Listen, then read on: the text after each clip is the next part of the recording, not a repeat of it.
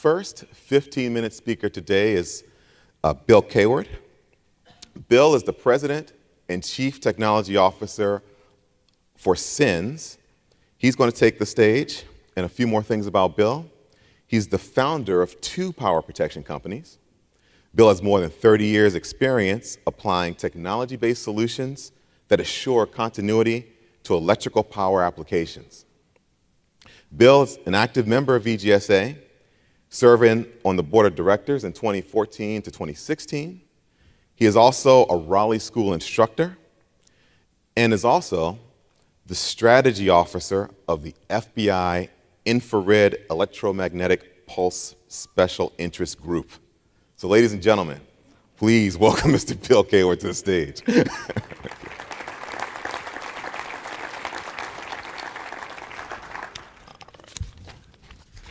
Thanks, Al.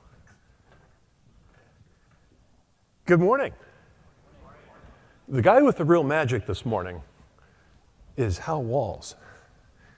In over 10 years of being at EGSA meetings, I've never seen this group grow quiet. Even before he started the countdown, did you notice? The room was silent. Hal, I want to know what that is, and I want you to bottle it. We're going to do a little dive into the subject of starting these magnificent machines called generators. And before I start, I want you to think back to elementary school. Do you remember the pesky kid who always asked, why? To every piece of information he was given. Why? Many of you were probably that kid. I know I was that kid. And so the question I want to start out with is, why do these magnificent machines we have often not work? They don't start. The customer paid a lot of money. It's apparently wasted if that machine didn't work when it really counts. So why?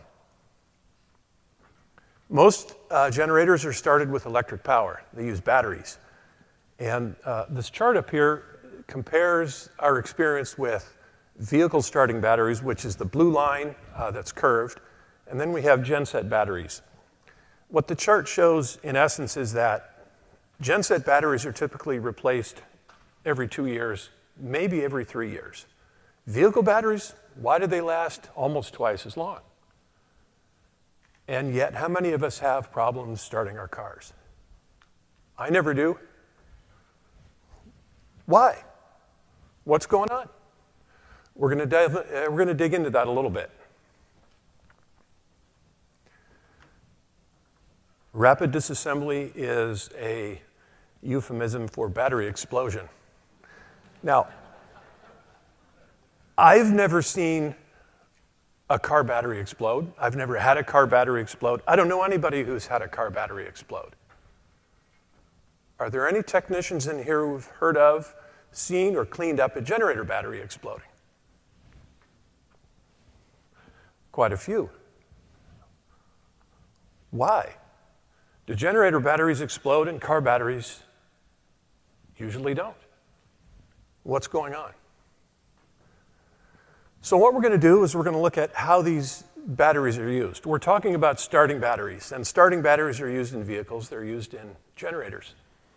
So this chart really just compares the number of cranks, the relationship of the battery to the engine size, but really a diesel engine that runs a generator is no different from a diesel engine that runs a truck. It's just usually a little bigger. But then the batteries are bigger. What's going on? I never maintain my car battery. I should, I know, but I don't, and it still works for a long time.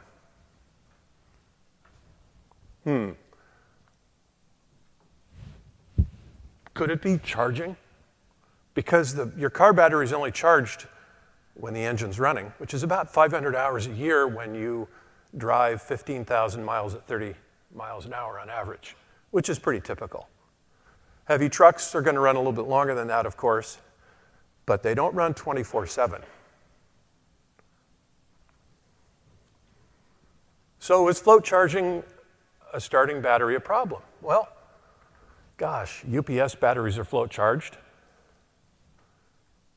So are substation batteries. So are central office telecom batteries. And emergency generators, for heaven's sakes, if those are critical applications, aren't they? Shouldn't we be recharging or float charging this battery because it's a critical application? So to answer that question, we've got to ask what the battery's designer intended. Starting batteries are not designed for float charging. They're never used on UPS equipment, or they shouldn't be. It's a misapplication. Starting batteries are meant to start an engine, and they get charged for a little while, and then they stop getting charged. It's a machine that doesn't need to rest, but the battery's designer intended for it to be charged intermittently. That's what they were designed for. So we're going to do a brief dive into how a battery's made. It isn't going to hurt. We'll make it fairly straightforward. But as you can see on the right side of the picture on the chart there are two plates in a battery. There's a positive and a negative. There are many sets of plates. What happens when you connect a positive and negative together? You get a short circuit. Short circuits are bad. They lead to things like explosions and rapid disassemblies. So there's something called a separator between the positive and the negative plates in the battery. Separators are insulators. They're wonderful things. In a flooded battery, they're made of polyethylene. Polyethylene is a plastic. It's an organic material. And that's important because organic materials degrade in the presence of electric charge. The more electric charge, the faster they degrade. Why does that matter? Well, if you're not charging the battery very often, you have less degradation of that separator material. If you're charging it all the time, you get faster degradation. So why doesn't the battery maker actually design the separator to stand up to float charging? Quick guess, what percentage of starting batteries are used in generators versus vehicles? Any guesses? Anybody? Less than 5%. So no battery manufacturer is going to pay attention to our industry. They don't care about us. We're noise. So we use vehicle batteries. And vehicle batteries are designed to be intermittently charged. So we got a problem. We got to deal with it. So the first choice we have is we can do nothing. We've been doing nothing for decades. And we have a problem that tends to persist. That's not a good idea. Hey, let's wait for the manufacturers to make a better product. Actually, a couple of them have, and they have an AGM battery, but AGM batteries are expensive. They're more expensive than flooded batteries. The flooded battery is still the cheapest thing out there. So what about people who want to use a cost-effective battery? Well, maybe we can address the charging, because that's pretty simple to do. Electronics can do almost anything these days, right? Whenever you fix something, there is a big risk of unattended consequences.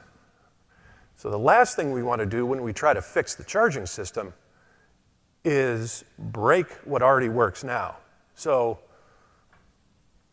let's try to fix what's out there without actually causing new problems.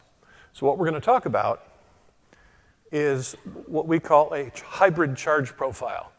And what you see here is the classic sort of float charge profile where the charger starts in a high voltage mode called boost. It replenishes the battery fairly quickly.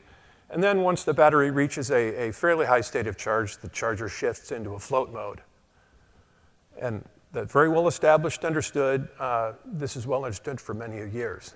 But it really doesn't deal with this problem if in fact there is a problem with float charging batteries of what to do next.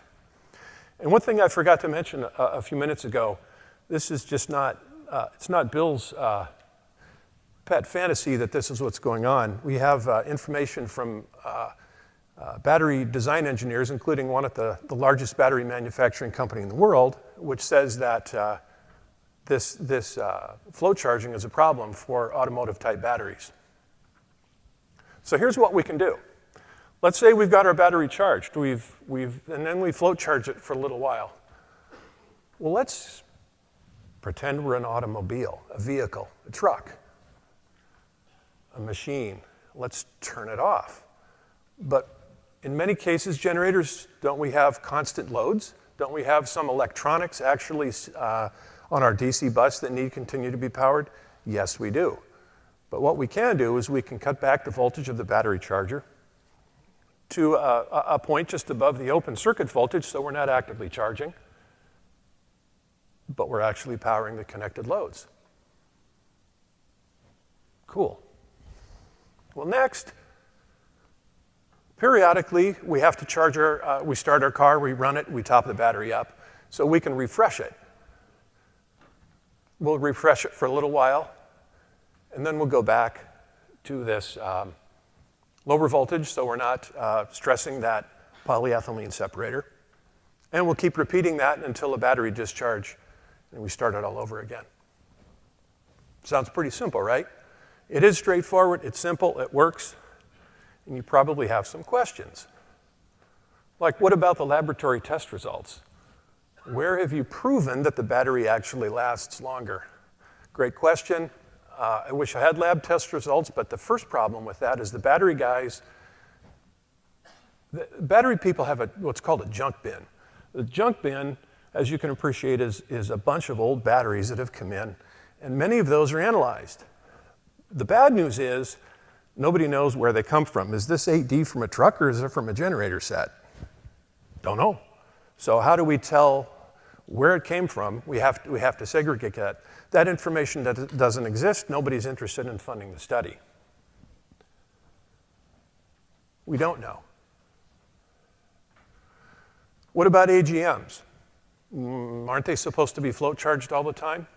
Yes, they are. And in fact, AGMs use a fiberglass separator typically.